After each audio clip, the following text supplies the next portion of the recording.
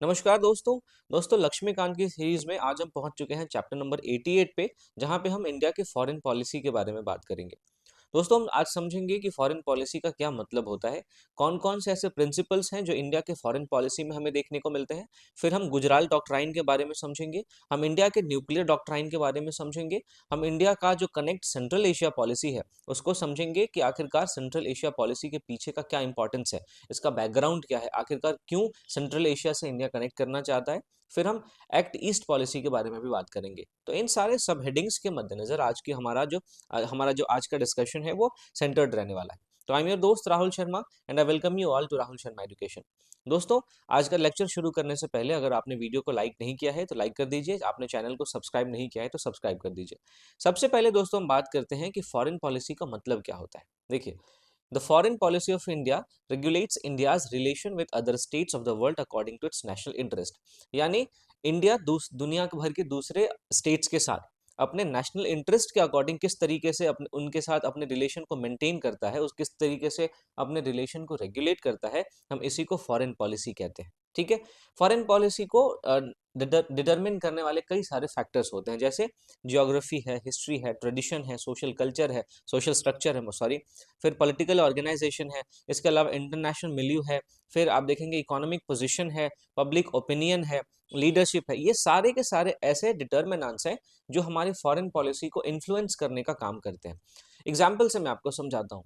जो पाकिस्तान और चाइना के साथ हमारे रिलेशन है, इनके साथ हम जिस तरीके की फॉरेन पॉलिसी को अक्वायर करते हैं, वो एब्सोल्युटली ज्योग्राफी और हिस्ट्री पे बेस्ड है। हमारी ज्योग्राफी ऐसी है कि हमें पाकिस्तान के साथ सख्ती से पेश आना पड़ता है। हमारी ज्योग्राफी ऐसी है कि हमें चाइना के साथ अरुणाचल प्रदेश में सख्ती से पेश आना पड़ता है ना। हम और इसके अलावा पाकिस्तान के साथ हमारी जो हिस्ट्री रही है और चाइना के साथ हमारी जो हिस्ट्री रही है, इन सब के मद्देनजर हम पाकिस्तान और चाइना के साथ एक स्पेशल फॉरेन पॉलिसी को अक्वायर करते हैं। फिर भूटान के साथ हमारी कैसी फॉरेन पॉलिसी है, ये पूरी की पूरी आप देखेंगे ट्रेडिशन के साथ भी मेल खाती है। ठीक बात है। इसके अलावा आप देखेंगे कि रशिया के साथ जो हमारा फॉरेन रिलेशन है, हमारी जो फॉरेन पॉलिसी रशिया के लिए है, वो इंटरनेशनल मिलियू से आपको इन्फ्लुएंस होते हुए दिखती है, क्योंकि रशिया ने जिस तरीके से हमारा हेल्प किया, फिर उसके बाद हमें करेंटली जिस तरीके से जो मल्टीपोलर वर्ल्ड दिख रहा है, उसमें हर कोई एक दूसरे की तरफ भागता हुआ दिख रहा है। आप देखेंगे तो हमने क्या किया है, रशिया को एक स्ट्रॉन्ग पार्टनर के तौर पे अपने साथ जोड़ लिया है, जो कि इंटरनेशनल मिलियू के हमारे अकॉर्डिंग है।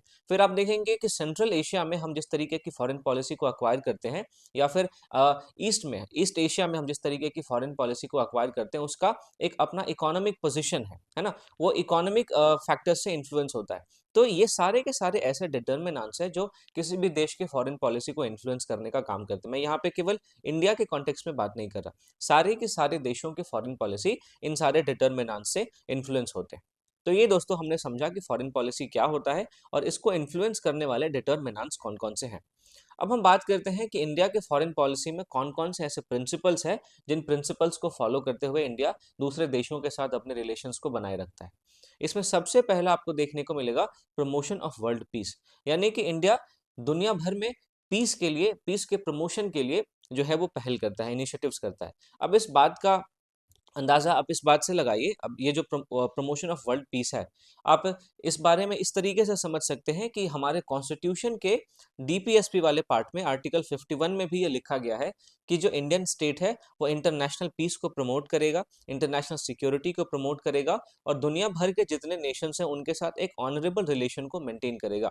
तो चूंकि हम अपने कॉन्स्टिट्यूशन में हमने इस बात को लिख दिया है कि हम दुनिया भर में जो पीस है उसको प्रमोट करेंगे, तो इससे इंडिया के एक प्रिंसिपल्स का पता चलता है। अब देखिए, पीस इसलिए भी ज़रूरी है ताकि जो देश है उसमें इकोनॉमिक डेवलपमेंट अच्छे से हो सके, क्योंकि एक पीसफुल एनवायरनमेंट में ही आपको इकोनॉमिक डेवलपमेंट ढंग से देखने को मिलेगा। अगर आपके अगर आपके देश के अंदर जो पीस नहीं है, अगर आपके देश के अंदर बहुत ज़्यादा उथल-पुथल है, तो ऐसे में इकोनॉमिक डेवलपमेंट जो है वो साइडलाइन हो जाता है और फिर इन सारे उथल-पुथल को कंट्रोल करने के लिए सरकार बहुत कड़े मेजर्स अपनाने लग जाती है, तो इससे इकोनॉमिक डेवलपमेंट जो है वो साइडलाइन हो जाता है। तो पहला जो प्रिंसिपल है जिसको इंडिया अपनी फॉरेन पॉलिसी में फॉलो करता है वो है प्रमोशन ऑफ वर्ल्ड पीस। ठीक है। दूसरा है आपका एंटी कॉलोनियलिज्म। देखिए, मैंने आपको बताया कि किस तरीके से किसी भी देश की जो हिस्ट्री होती है वो उसके फॉरेन पॉलिसी को इन्फ्लुएंस करती है। हमने खुद लगभग 200 वर्षों तक जो अंग्रेज हैं उनकी गुलामी झेली, तो हमें पता है कि इस कॉलोनियलिज्म का जो जहर है वो कितना खतरनाक है। तो इसलिए हमने जब आज़ादी हासिल की, तो आज़ादी हासिल करने के बाद हमने अपनी फॉरेन पॉलिसी में एंटी कॉलोनियलिज्म को बहुत ज़्यादा इंपॉर्टेंस दिया। इंडिया की जो फॉरेन पॉलिसी है वो कॉलोनियलिज्म और इंपीरियलिज्म इन दोनों को अपोज करती है, क्योंकि ये हमारे ना केवल देश में बल्कि दुनिया भर में इंटरनेशनल लेवल पे आप देखेंगे कि पीस के प्रमोशन को अफेक्ट करता है। इंडिया ने कई सारे अफ्रो एशियन कंट्रीज में देखेंगे आप लिबरल मूवमेंट को सपोर्ट किया है, ताकि एंटी कॉलोनियलिज्म को जो है प्रमोट किया जा सके, कॉलोनियलिज्म को खत्म किया जा सके। जैसे आप देखेंगे इंडोनेशिया है, ट्यूनीशिया है, अल्जीरिया है, इन सारे देशों में जो भी लिबरल मूवमेंट हुए उसको इंडिया ने सपोर्ट किया, और इंडिया ने अपने फॉरेन पॉलिसी में एक एंटी कॉलोनियलिज्म वाले जो फीचर है उसका जो है दुनिया भर को एक मैसेज दिया। फिर इसके अलावा आप देखेंगे इंडिया नियो कॉलोनियलिज्म और नियो इंपीरियलिज्म को भी अपोज करता है। एक बार हम समझते हैं कि नियो कॉलोनियलिज्म क्या है और नियो इंपीरियलिज्म क्या है। देखिए, नियो कॉलोनियलिज्म का मतलब होता है किसी भी देश को डायरेक्ट अपनी कॉलोनी नहीं बनाना, बल्कि किसी दूसरे इनडायरेक्ट टूल की मदद से। जैसे ये हो सकता है कि आप देखेंगे किस तरीके से जो मल्टीनेशनल कंपनीज होती है, तो कोई देश अपनी किसी मल्टीनेशनल कंपनी को किसी दूसरे देश में भेजेगा और फिर उस देश के पॉलिसी को इन्फ्लुएंस करने का काम करेगा। इस मल्टीनेशनल कंपनी के माध्यम से उस देश में जो भी इकोनॉमिक प्रोग्रेस है, उस देश की जो फॉरेन पॉलिसी है उसको इन्फ्लुएंस करने का काम करता है। इसके अलावा जो इंटरनेशनल इंस्टीट्यूशंस है, जैसे आईएमएफ हो गया, जैसे वर्ल्ड बैंक हो गया, तो इन सारे इंटरनेशनल इंस्टीट्यूशंस का सहारा लेके जो एक मजबूत देश है वो एक कमजोर देश को इन्फ्लुएंस करने का काम करता है, कमजोर देश के ऊपर अपना कंट्रोल बढ़ाने का काम करता है। इसको हम नियो कॉलोनियलिज्म कहते हैं। और नियो इंपीरियलिज्म होता है कि स्ट्रैटेजिक टाइज के माध्यम से किसी भी दूसरे देश पर आप देखेंगे जो कंट्रोल है उसको बढ़ाना। जैसे अब डेमोक्रेसी के नाम पे जिस तरीके से एक देश दूसरे देश में हस्तक्षेप करता है। आपने वियतनाम में अमेरिका का जो अटैक था वो देखा होगा। अमेरिका ने जिस तरीके से इराक में हमला किया, अमेरिका ने जिस तरीके से हाल ही में जो वेनेजुएला है वहाँ पे जो हमला किया है, ये सारे के सारे किसके एग्जाम्पल हैं? ये सारे के सारे नियो इंपीरियलिज्म के एग्जाम्पल हैं। क्योंकि आप ह्यूमन राइट्स और आप डेमोक्रेसी के नाम पे किसी भी दूसरे देश की सोवरेंटी को खत्म करना चाहते हैं, किसी भी दूसरे देश में जाके अटैक कर दे रहे हैं, तो ये एक नियो इंपीरियलिज्म का उदाहरण है। तो भारत जो है वो ना तो नियो कॉलोनियलिज्म को सपोर्ट करता है, ना ही नियो इंपीरियलिज्म को सपोर्ट करता है। दुनिया भर में इन दोनों को अपोज करने के लिए इंडिया ने कई सारे इनिशिएटिव्स भी चलाए हैं। तो एंटी कॉलोनियलिज्म हमारे फॉरेन पॉलिसी का एक बहुत ही इंपॉर्टेंट प्रिंसिपल है। फिर आप देखेंगे एंटी रेशियलिज्म भी एक बहुत इंपॉर्टेंट प्रिंसिपल है जिसको इंडिया अपनी फॉरेन पॉलिसी में फॉलो करता है। एंटी रेशियलिज्म को समझने से पहले हमें रेशियलिज्म समझना पड़ेगा। What is रेशियलिज्म? देखिए, रेशियलिज्म का मतलब होता है कि डिस्क्रिमिनेशन करना लोगों के बीच में on the basis of race, कि उनका रेस अलग है, वो मंगोलॉइड हैं, वो जैसे आपने अपने देश में भी सुना होगा कि कई सारे लोग जो हमारे नॉर्थ ईस्ट के लोग हैं उनको चिंकी चिंकी बुलाते हैं। तो ये क्या है? ये सारे जो हैं ये रेशियल कमेंट्स हैं। तो इन सारे रेशियलिज्म को जो है हमारे देश में इंडिया अपोज करता है। इसके अलावा रेशियलिज्म को जो है पूरे दुनिया भर के लेवल पे इंडिया अपोज करता है। अब अगर साउथ अफ्रीका का हिस्ट्री आपने अगर पढ़ा होगा, तो वहाँ पे आपने एक अपार्थाइड की जो पॉलिसी है उसके बारे में ज़रूर पढ़ा होगा। अपार्थाइड की पॉलिसी में जो व्हाइट्स थे और जो ब्लैक्स थे इनके बीच में बहुत ज़्यादा डिस्क्रिमिनेशन किया जाता था। तो इंडिया ने इस अपार्थाइड की पॉलिसी ऑफ साउथ अफ्रीका को बहुत ज़्यादा क्रिटिसाइज़ किया, और इवन कि आप देखेंगे 1954 में साउथ अफ्रीका के साथ इंडिया ने अपने रिलेशन को, जो डिप्लोमेटिक उसके साथ रिलेशन थे, उसको भी स्नैप कर लिया। इस बात को दिखाने के लिए कि हम पॉलिसी ऑफ अपार्थाइड के अगेंस्ट है ना? तो इस तरीके से इंडिया अपनी फॉरेन पॉलिसी में एंटी रेशियलिज्म को भी लेके चलता है। इसके अलावा आप देखेंगे कि जिम्बाब्वे, जिसका पुराना नाम रोडेशिया था, वहाँ पे फिर नामीबिया पे, वहाँ पे जो व्हाइट डोमिनेशन था उसके लिबरेशन में भी इंडिया ने एक बहुत ही इंपॉर्टेंट रोल प्ले किया। तो ये तीसरा प्रिंसिपल है जो हमें फॉरेन पॉलिसी में देखने को मिलता है, एंटी रेशियलिज्म। फिर इसके अलावा हमें अपनी फॉरेन पॉलिसी में नॉन अलाइनमेंट का भी प्रिंसिपल देखने को मिलता है। देखिए, इंडिया जब आज़ाद हुआ था तो उस टाइम पे जो वर्ल्ड था वो दो ब्लॉक्स में डिवाइडेड था। एक तरफ कैपिटलिस्ट ब्लॉक था जिसको यूएसए लीड कर रहा था, दूसरी तरफ कम्युनिस्ट ब्लॉक था जिसको यूएसएसआर लीड कर रहा था। ठीक है? अब इंडिया ने जब इंडिपेंडेंस को हासिल किया तो इंडिया ने ये डिसाइड किया कि हम किसी भी ब्लॉक को ज्वाइन नहीं करेंगे और हमें एक नॉन अलाइनमेंट की पॉलिसी को फॉलो करेंगे। इस नॉन अलाइनमेंट की पॉलिसी के क्या मतलब है, इसको आप इस तरीके से समझिए कि इंडिया का किसी भी ब्लॉक के साथ, ना तो यूएसए वाले ब्लॉक के साथ, ना ही वो यूएसएसआर वाले ब्लॉक के साथ, किसी भी ब्लॉक के साथ कोई मिलिट्री अलायंस नहीं होगा। और इवन कि आप देखेंगे किसी भी नेशन के साथ कोई मिलिट्री अलायंस नहीं होगा।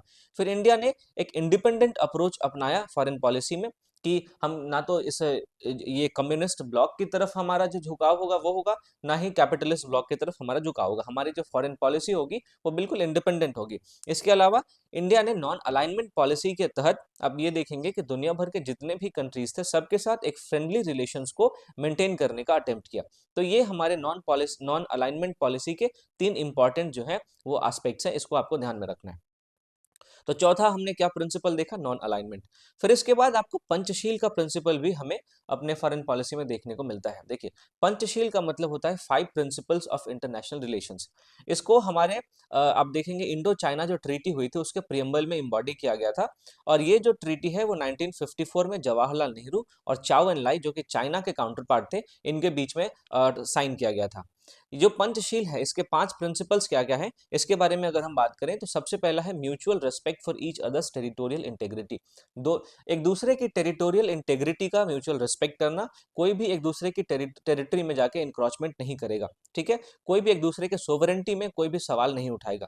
और फिर दूसरा है आपका नॉन अग्रेशन।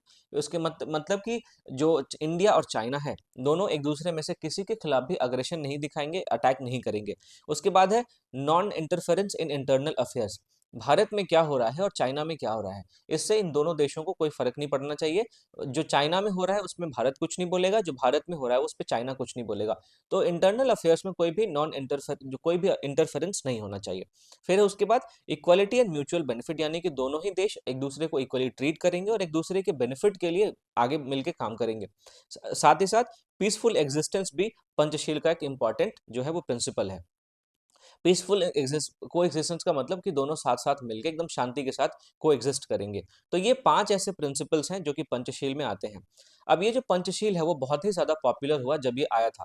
तो बहुत सारी दूसरी कंट्रीज ने भी इस पंचशील को अपनाया, जैसे कि बर्मा है, यूगोस्लाविया है, इंडोनेशिया है, ठीक है। और नॉन अलाइनमेंट और पंचशील ये दो ऐसे आपके देखेंगे सिद्धांत हैं, दो ऐसे प्रिंसिपल्स हैं जो कि इंडिया के कॉन्ट्रीब्यूशंस हैं हमारे इंटरनेशनल रिलेशंस के प्रैक्टिस में, ठीक है। इंटरनेशनल रिलेशन में दो हमारे इंडिया के मेन कंट्रीब्यूशन माने जाते हैं और वो है नॉन अलाइनमेंट और पंचशील। तो इसको ध्यान में रखना है। तो ये दोस्तों हमने बात करी पंचशील के बारे में। फिर हमारे फॉरेन पॉलिसी में आपको एक एफ्रो एशियन बायस भी देखने को मिलेगा। देखिए, हमारी जो फॉरेन पॉलिसी है वो दुनिया भर के सारे देशों के साथ फ्रेंडली रिलेशन को मेंटेन करने पे जोर देती है ना। लेकिन हमारी फॉरेन पॉलिसी में हमेशा आपको एक स्पेशल बायस दिखेगा एफ्रो एशियन नेशंस के लिए, ताकि वहां पे जो यूनिटी है उसको प्रमोट किया जा सके, है ना। ताकि उनके लिए इंटरनेशनल जो फोरम्स हैं उनके उनकी आवाज को सुनी जा सके। इस बात के लिए जो इंडिया है उनके यूनिटी को उनके देखेंगे कि यूनिटी को प्रमोट करने की बात करता है, उनकी आवाज को इंटरनेशनल मंच पे रखने की बात करता है। साथ ही साथ इंटरनेशनल बॉडीज में इन एफ्रो एशियन नेशंस के इन्फ्लुएंस को भी आवाज देने की बात करता है।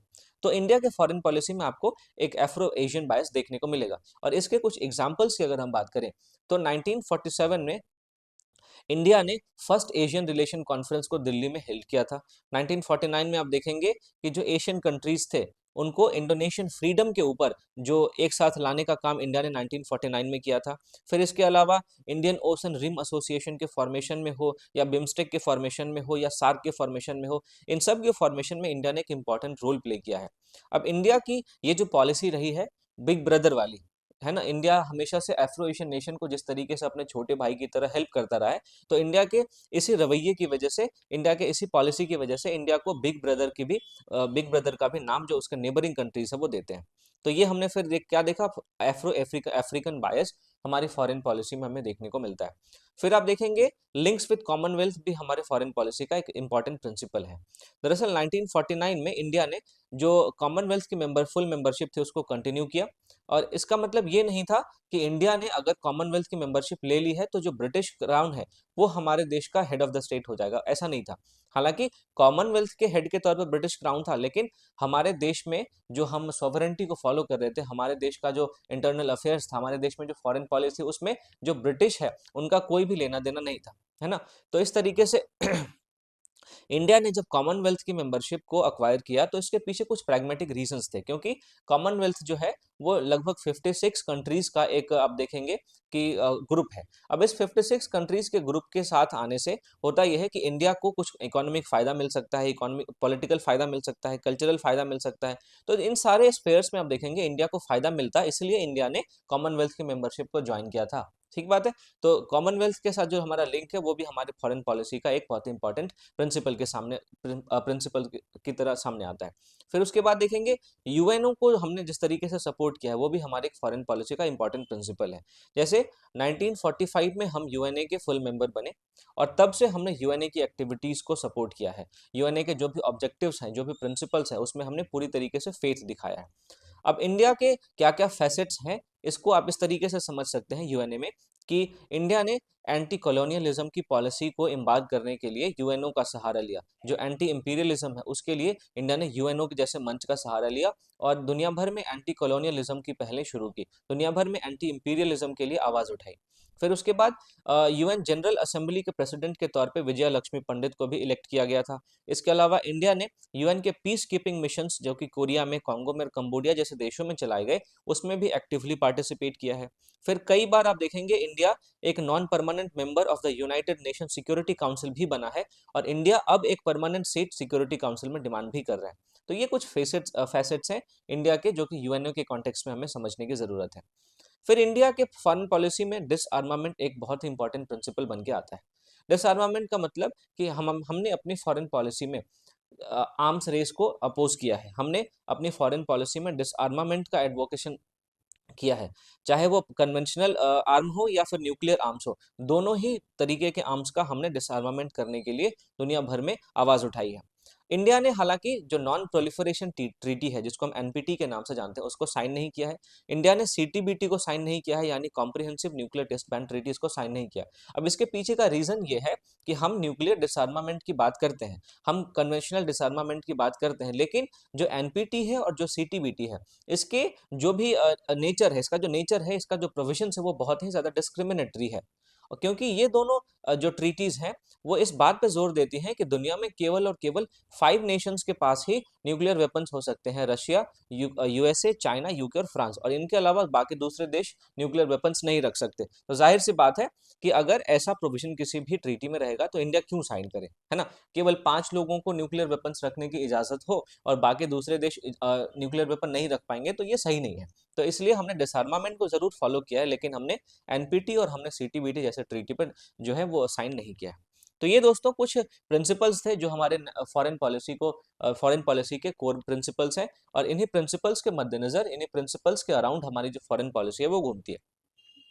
तो अब हम बात करते हैं गुजराल डॉक्ट्राइन के बारे में, जिसने भी हमारे फॉरेन पॉलिसी को एक अच्छे तरीके से शेप करने की कोशिश की है। देखिए, जो गुजराल डॉक्ट्राइन है ये फॉरेन पॉलिसी के फ्रेमवर्क में लेट 90s में आया है, और इनको किसने फॉर्मुलेट किया था, किसने आर्टिकुलेट किया था, तो वो थे आई के गुजराल। जो जब इन्होंने ये गुजराल डॉक्ट्राइन दिया था तब वो इंडिया के एक्सटर्नल अफेयर्स मिनिस्टर्स थे, लेकिन बाद में वो प्राइम मिनिस्टर भी बने। तो ये जो गुजराल डॉक्ट्राइन है वो इंडिया के रिलेशन को इम्प्रूव करने की बात करता है।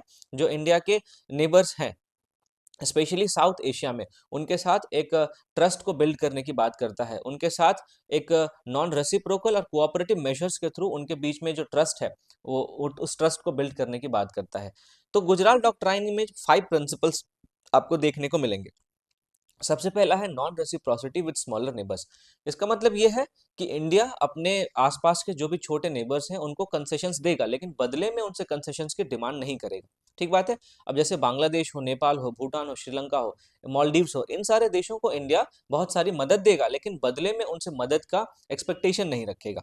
फिर उसके बाद दूसरा इसका प्रिंसिपल है mutual respect for sovereignty and territorial integrity. इसमें यह है कि all states must respect each others independence, sovereignty and territorial integrity. चाहे वो छोटे हमारे देश हो, चाहे वो बड़े देश हो, हम सबके इंटेग्रिटी को रिस्पेक्ट करेंगे, सबके इंडिपेंडेंस को रिस्पेक्ट करेंगे। फिर तीसरा है non interference in internal affairs. हमारे आसपास जो भी स्मॉल हमारे नेबर्स हैं, हम उनके इंटरनल अफेयर्स में तब तक इंटरफेयर नहीं करेंगे जब तक कि वो हमसे डिमांड ना करें। ठीक बात है। फिर है पीसफुल सेटलमेंट ऑफ डिस्प्यूट्स। अगर बायलैटरल डिस्प्यूट किसी भी दो कंट्री के बीच में होता है तो डायलॉग के थ्रू उसको रिजॉल्व करेंगे और पीसफुल मीन्स के थ्रू उसको रिजॉल्व करेंगे, हम अग्रेशन नहीं दिखाएंगे। फिर इसके अलावा है म्यूचुअल ट्रस्ट एंड गुडविल। तो जो भी रिलेशन होगा वो ट्रस्ट के ऊपर बेस्ड होगा, गुडविल के ऊपर बेस्ड होगा, एक अंडरस्टैंडिंग के ऊपर बेस्ड होगा, ना कि कोअर्जन के ऊपर। ठीक है, तो ये 5 ऐसे प्रिंसिपल्स हैं जो गुजराल डॉक्ट्राइन में कहे गए थे, और इन्हीं पांच पांच प्रिंसिपल्स को ध्यान में रखते हुए हम अपनी फॉरेन पॉलिसी को लेके आगे बढ़ सकते हैं, ऐसा गुजराल डॉक्ट्राइन का कहना था। फिर अगर हम इंडिया के न्यूक्लियर डॉक्ट्राइन की बात करें दोस्तों, तो इंडिया के न्यूक्लियर डॉक्ट्राइन के कई सारे आपको फीचर्स देखने को मिलेंगे। जैसे सबसे पहला है क्रेडिबल मिनिमम डिटरेंस। इंडिया एक न्यूक्लियर आर्सेनल को मेंटेन करता है only to extent necessary to deter nuclear threats, not for war fighting. हमारे यहाँ पे आप देखेंगे कि न्यूक्लियर आर्सेनल है, लेकिन इसलिए नहीं कि हम किसी दूसरे देश पे हमला कर दे, इसलिए कि दूसरे देश हम पे हमला ना करे, हम पे न्यूक्लियर अटैक करने की धमकी ना दे। ठीक बात है। तो पहला तो हमारे न्यूक्लियर डॉक्ट्राइन का फीचर ये है। दूसरा है नो फर्स्ट यूज। इंडिया जो है वो इस बात के लिए कमिटेड है कि हम न्यूक्लियर वेपन्स का सबसे पहले इस्तेमाल नहीं करेंगे। हमारे ऊपर अगर इस्तेमाल होता है तो हम करेंगे, लेकिन न्यूक्लियर वेपन्स का हम फर्स्ट यूज नहीं करेंगे, हम केवल रिटेलिएशन के लिए अपने न्यूक्लियर वेपन्स का इस्तेमाल करेंगे। तीसरा है मैसिव रिटेलिएशन। मैसिव रिटेलिएशन का मतलब कि अगर इंडिया का any nuclear attack on India और Indian forces will invite massive retaliation causing unacceptable damage. अगर हमारे इंडिया के किसी भी फोर्स के ऊपर अटैक होता है तो हम मैसिव रिटेलिएशन के लिए अपने यहाँ पे तैयार रहते हैं। ठीक है। फिर सिविलियन पॉलिटिकल कंट्रोल।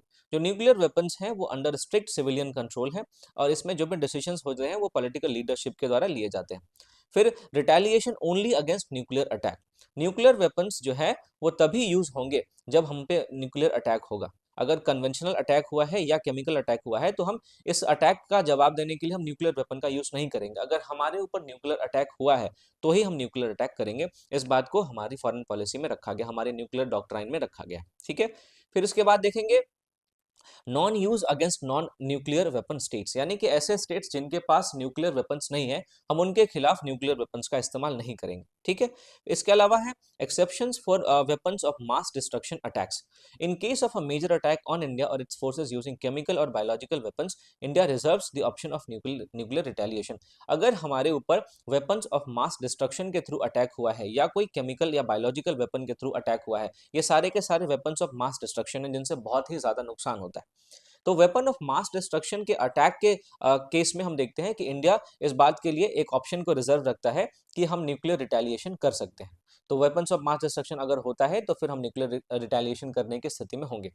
फिर ट्रायड बेस्ड डिटरेंस, इसका मतलब कि एयरफोर्स, इसका मतलब जो नेवी है, और फिर आप देखेंगे एयरफोर्स, नेवी, और फिर जो इसके अलावा कौन सा बच गया, हाँ, जो आर्मी है, ये तीनों का इस्तेमाल करके जो है तीनों जगह पे हम जो न्यूक्लियर डिटरेंस है वहां पे करके रखते हैं। क्योंकि अगर हमारे ऊपर किसी भी न्यूक्लियर कंट्री का अगर न्यूक्लियर अटैक होता है तो हम फिर उस दोबारा उसको सेकंड स्ट्राइक की कैपेबिलिटी अपने देश में बना सके, रख सके, इसलिए हमने अपने देश में ट्रायड बेस्ड डिटरेंस बनाया है। हमारी एयरफोर्स भी न्यूक्लियर अटैक कर सकती है, हमारे यहाँ पे आर्मी भी न्यूक्लियर अटैक कर सकती है, और हमारे यहाँ पे आप देखेंगे नेवी जो है। तो इन तीनों लेवल पे हमने जो डिटरेंस है वो क्रिएट किया हुआ है।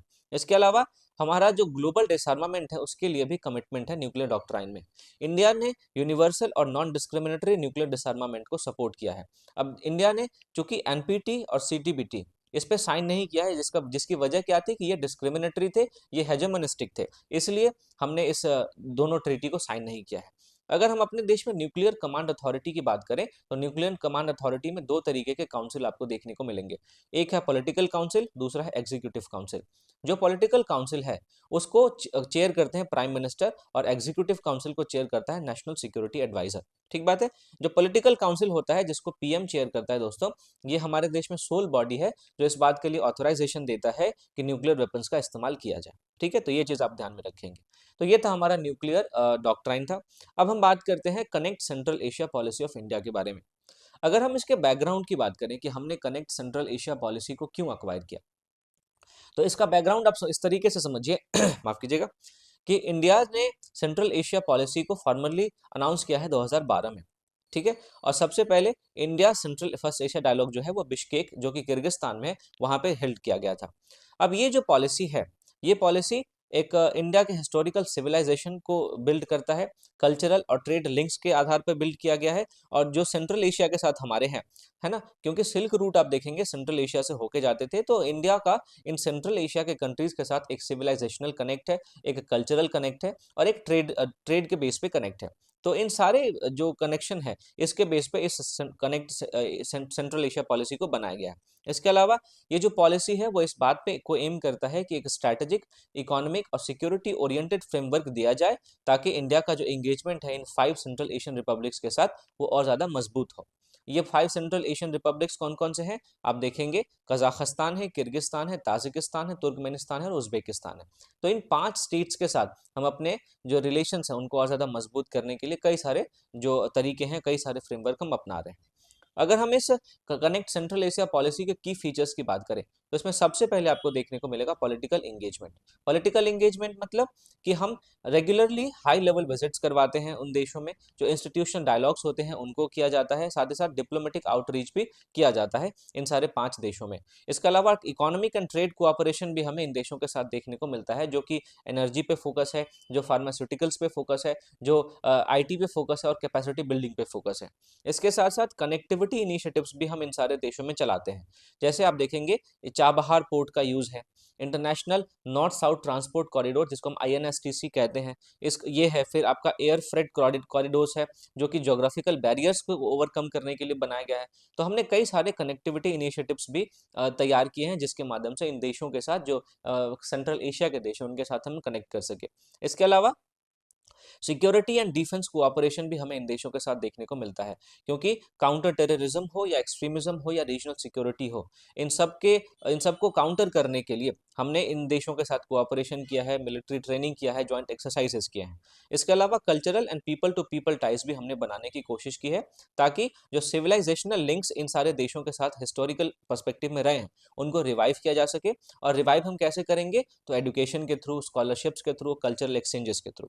साथ ही साथ मल्टीलैटरल एंगेजमेंट हमें इन देशों के साथ हमारा देखने को मिलता है, क्योंकि आप देखेंगे जो प्लेटफॉर्म्स हैं शंघाई कॉर्पोरेशन ऑर्गेनाइजेशन जैसे और यूएन फोरम जैसे, यहाँ पे भी इनके साथ जब हम एंगेजमेंट करेंगे तो हमें कुछ लेवरेज मिलता है। ठीक है, तो इन सारे प्लेटफॉर्म्स पे लेवरेज लेने के लिए हम इन सारी कंट्रीज के साथ मल्टीलैटरल एंगेजमेंट भी करते हैं। तो ये हमारे कनेक्ट सेंट्रल एशिया पॉलिसी के फीचर्स थे। अब ये जो पॉलिसी है वो काफ़ी ज़्यादा इंपॉर्टेंट है। क्यों? क्योंकि एक तो हमारी एनर्जी सिक्योरिटी को ये सिक्योर करता है, क्योंकि सेंट्रल एशिया आप देखेंगे हाइड्रोकार्बन्स में बहुत रिच है, यूरेनियम में बहुत रिच है, जो कि इंडिया के लॉन्ग टर्म एनर्जी नीड्स के लिए बहुत क्रूशियल हो जाता है। साथ ही साथ यूरेशिया में स्ट्रैटेजिक डेप्थ के लिए भी इस पॉलिसी का बहुत इंपॉर्टेंस है, क्योंकि ये पॉलिसी इंडिया को बैलेंस बनाने में और चाइना और रशिया और पाकिस्तान के इन रीजन्स में इन्फ्लुएंस को कम करने में, उनके साथ बैलेंस बनाने में हेल्प करता है। अब अगर आप सेंट्रल एशिया में पाकिस्तान का या चाइना का बढ़ता हुआ इन्फ्लुएंस अगर देखेंगे, तो जाहिर सी बात है हम ऑलरेडी चाइना के साथ जो हमारे रिलेशंस हैं, चाइना के साथ जो हमारे बॉर्डर टेंशन है वो बहुत ज़्यादा है, पाकिस्तान के साथ हमारे बॉर्डर टेंशन बहुत ज़्यादा है। तो वो टेंशन और ज़्यादा बढ़ जाएंगे अगर हमने जो चाइना और रशिया और पाकिस्तान जैसे देशों का इन रीजन्स में इन्फ्लुएंस को बैलेंस नहीं किया तो। ठीक है, इसके अलावा जो काउंटर टेररिज्म है और अफगानिस्तान की स्टेबिलिटी है उसके लिए भी हमने यहाँ पे कई कई सारे कॉपरेशन किए हैं। इन सारे देशों का कॉपरेशन बहुत ज़रूरी है, क्योंकि आप देखेंगे जो अफगानिस्तान में आपको जिस तरीके से तालिबान की गवर्नमेंट देखने को मिली, अफगानिस्तान में जिस तरीके से कुछ हालिया ग्लोबल सिनेरियोज रहे हैं, उसकी वजह से हमें वहाँ पे बहुत सारी स्टेबिलिटी की ज़रूरत पड़ती है। इसके साथ साथ आप देखेंगे कि यूरेशियन मार्केट से कनेक्टिविटी के लिए भी इन देशों के साथ हमारे रिलेशन बहुत ज़रूरी है, क्योंकि इंडिया का जो अगर हम इन सारे सेंट्रल एशिया के देशों से कनेक्ट करेंगे, तो इंडिया का जो एक्सेस है वो यूरेशिया तक हो जाएगा, यूरोप तक हो जाएगा, बाईपासिंग पाकिस्तान। तब हमें पाकिस्तान से यूरोप और एशिया जाने की ज़रूरत नहीं पड़ेगी। ठीक है, फिर आप देखेंगे कि नेबरहुड और एक्सटेंडेड नेबरहुड पॉलिसी को सपोर्ट करने के लिए इंडिया का इन देशों के साथ जो रिलेशन है वो स्ट्रांग होना चाहिए, और इंडिया एक रिस्पॉन्सिबल स्टेक होल्डर के तौर पे अपना रोल यहाँ पे एक्सटेंड कर सकता है। ठीक है, तो ये सारे जो इंपॉर्टेंस हैं इनको ध्यान में रखते हुए जो सेंट्रल एशिया पॉलिसी है हमारी, वो बहुत इंपॉर्टेंट हो जाती है। ठीक है ना, अब हम बात करते हैं एक act east policy of India के बारे में।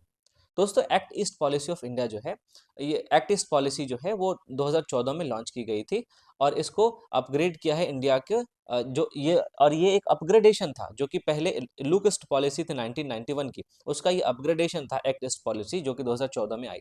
ये जो पॉलिसी है वो इस बात को रिफ्लेक्ट करती है कि हमने देखने से अब एक्टिंग पे शिफ्ट किया है। पहले जब लुक ईस्ट पॉलिसी जो 1991 में थी तब हम देख रहे थे, जो पूरब की तरफ देख रहे थे, ईस्ट की तरफ देख रहे थे, अब हमने ये एक शिफ्ट किया है कि अब हम केवल देखेंगे नहीं, अब हम एक्ट करेंगे। ठीक है, हम और ये एक्ट कैसे करेंगे, हम ईस्ट के देशों के साथ, साउथ ईस्ट एशिया के साथ हम एक्ट करेंगे। तो ये जो पॉलिसी है ये क्लोजली लिंक्ड है with India's Indo Pacific vision. Indo Pacific vision region में जिस तरीके से हमें चाइना का इन्फ्लुएंस बढ़ता हुआ दिख रहा है, तो इन सबको ध्यान में रखते हुए ये जो एक्ट ईस्ट पॉलिसी है इसको बनाया गया है। अगर इस पॉलिसी के ऑब्जेक्टिव्स की बात करें दोस्तों, तो ये जो पॉलिसी है ये इकोनॉमिक, स्ट्रैटेजिक और कल्चरल टाइज को डीपन करने का काम करती है with east and south east Asian countries. जो साउथ एशिया के देश हैं, जो ईस्ट एशिया के देश हैं, उन सब के साथ हमारे देश के इकोनॉमिक, स्ट्रैटेजिक और कल्चरल टाइज को और ज़्यादा मजबूत करने का ऑब्जेक्टिव है इस पॉलिसी का। साथ ही साथ इंडिया का जो रोल है इंडो पैसिफिक रीजन में, उसको भी इन्हांस करने का ये एक ऑब्जेक्टिव ये पॉलिसी लेके चलती है। साथ ही साथ पीस, स्टेबिलिटी और रूल बेस्ड ऑर्डर, इन सबको प्रमोट करना भी इस पॉलिसी का ऑब्जेक्टिव है। अगर इस पॉलिसी के की फीचर्स की बात करें दोस्तों, तो सबसे पहले आपको इकोनॉमिक एंगेजमेंट देखने को मिलेगा। ट्रेड हो, इन्वेस्टमेंट हो, सप्लाई चेन्स हो, इन सारे कनेक्टिविटी प्रोजेक्ट्स हो, इन सारे मामलों पर हमें इन देशों के साथ इकोनॉमिक एंगेजमेंट देखने को मिलता है, जो कि ईस्ट और ईस्ट साउथ ईस्ट एशिया के देश हैं। साथ ही साथ स्ट्रैटेजिक एंड सिक्योरिटी कोऑपरेशन भी देखने को मिलता है।